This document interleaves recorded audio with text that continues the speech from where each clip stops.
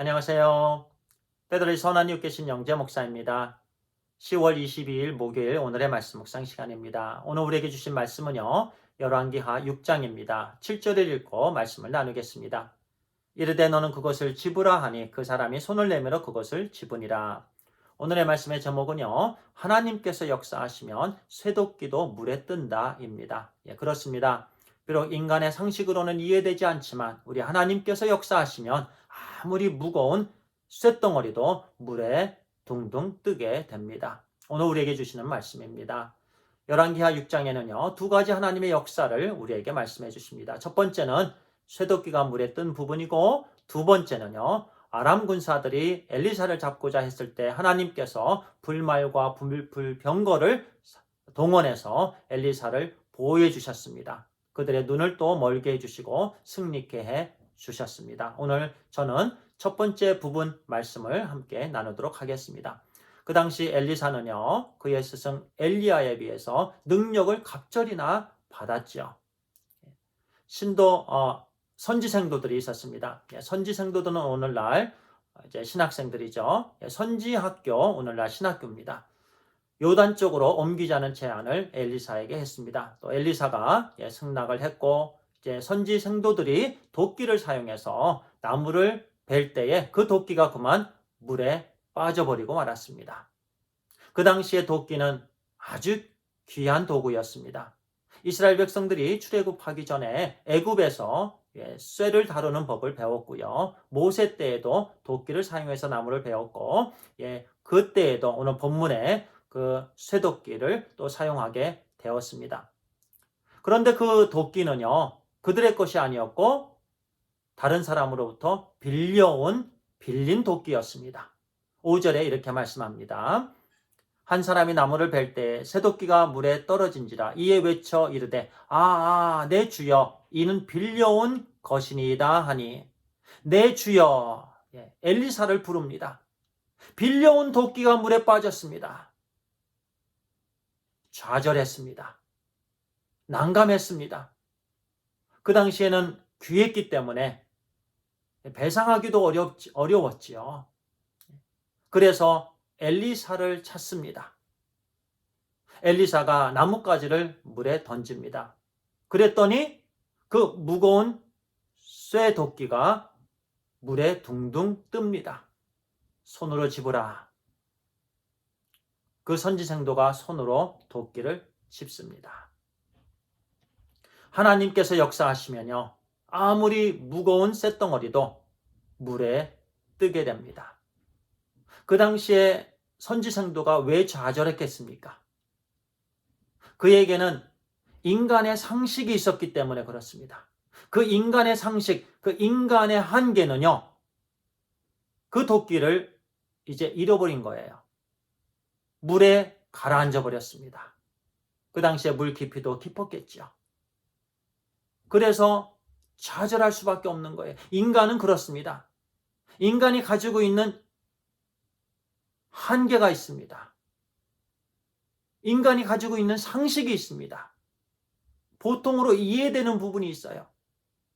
그 안에 인간은 갇혀 있을 수밖에 없습니다. 그래서 무슨 문제가 터지면 좌절할 수밖에 없는 게 연약한 인간입니다. 그런데 보세요.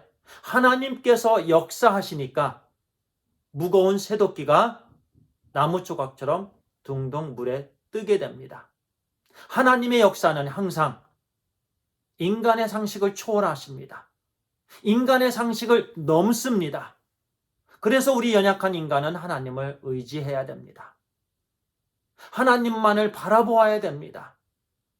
하나님만이 그 문제의 해결자가 되시기 때문에 그렇습니다. 인간의 상식으로는, 인간의 한계의 눈으로는 홍해가 갈라지지 않습니다. 그런데 하나님께서 홍해를 가르셨습니다. 요단강을 가르셨습니다. 해를 멈추셨습니다. 하늘에서 만나를 내리셨습니다. 바위에서 생수를 나오게 하셨습니다.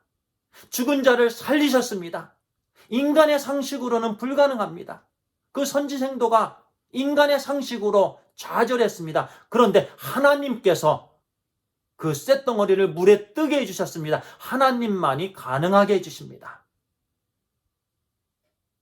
그것이 바로 믿음의 삶입니다. 믿음의 눈입니다. 우리 하나님께서는 그것을 믿게 해주셨어요. 우리 주 예수 그리스도 안에서 하나님 말씀을 통해서 믿음을 자녀들에게 허락해 주셨습니다. 그래서 우리는 믿음으로만 오직 하나님을 기쁘시게 할 수 있는 거예요. 오늘 성도님들과 저의 삶이 그것을 믿게 되기를 바랍니다. 하나님께서 역사하시면 이 쇳덩어리가 물에 뜰 줄 믿습니다. 그래서 하나님 기도합니다. 이 문제 해결해 주시옵소서. 이 코로나 바이러스 하나님 멈추게 해 주시옵소서. 인간의 상식으로는 안 되지만 하나님은 이루어 주시는 줄 믿습니다. 이렇게 믿음의 기도를 드릴 때에 우리 하나님께서 응답해 주심을 믿습니다. 우리 모든 문제가 다 그렇습니다. 하나님께서 우리에게 새로운 피조물로 믿음의 자녀들로 축복해 주셨습니다. 그래서 우리는 그 선지 생도가 했던 것처럼 하나님을 찾아야 됩니다. 오늘도 하나님을 찾으십시다. 우리 하나님은 우주 만물을 창조하신 하나님이십니다. 우리를 만드신 하나님이십니다.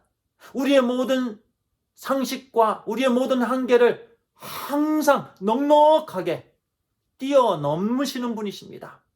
말씀 한마디로 하늘과 땅을 창조하신 분이십니다. 오늘도 겸손히 나아갈 때 우리 하나님의 그 능력을 경험케 되는 줄 믿습니다. 기도하겠습니다. 하나님 감사합니다.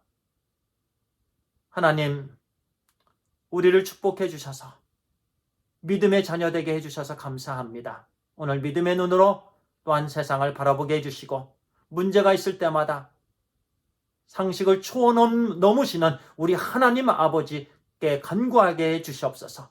그럴 때 하나님께서 우리의 모든 문제들을 또 이 사회, 이 국가의 문제들 우리 하나님만이 해결해 주심을 믿습니다. 하나님 감사합니다. 우리 주 예수 그리스도의 이름으로 기도를 드리옵나이다. 아멘. 감사합니다.